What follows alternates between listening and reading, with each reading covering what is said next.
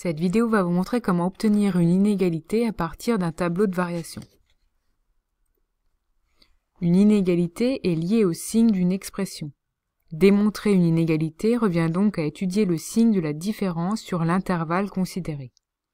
Quand on ne peut pas étudier ce signe directement, on va déduire le signe du tableau de variation de la fonction.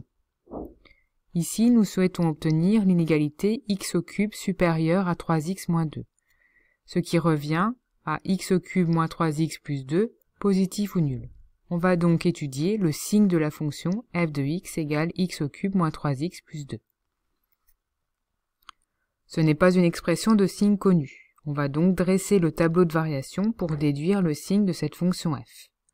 Pour cela, on va commencer par calculer la dérivée de f. F est la somme de deux fonctions dérivables sur R, elle est donc dérivable sur R. La dérivée de x cube est égale à 3x carré, et la dérivée de moins 3x plus 2 donne moins 3. La dérivée de f est donc égale à 3x carré moins 3. On remarque qu'on peut factoriser f' de x par 3, ce qui nous donne 3 facteurs de x carré moins 1. L'identité remarquable a carré moins b carré nous donne une factorisation plus complète qui est 3 facteurs de x moins 1, facteurs de x plus 1. On va maintenant étudier le signe de f' de x.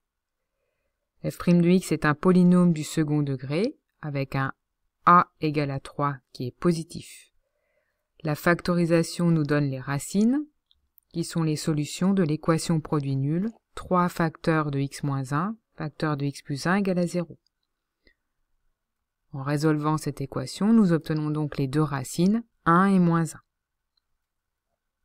Puisque a est positif, f' sera positif à l'extérieur des racines, soit sur l'intervalle moins l'infini moins 1 union 1 plus l'infini, et négative entre les racines, sur l'intervalle moins 1, 1.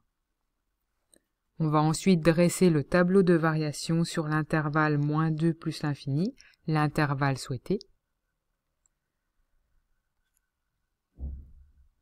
On obtient le sens de variation grâce au signe de la dérivée. Rappelle que lorsque f' est positive, f est croissante, et si f' est négative, f est décroissante. Il est important de calculer les images et de trouver les antécédents de 0 qui seront indispensables pour pouvoir déduire le signe de f de x. On pourra les trouver si besoin en utilisant la calculatrice. Pour notre exemple, nous voyons que f de x admet un minimum qui est 0 sur l'intervalle moins 2 plus l'infini. Autrement dit, cela signifie que la fonction f est positive sur moins 2 plus l'infini. Puisque f est positive sur moins 2 plus l'infini, nous obtenons donc l'inégalité recherchée.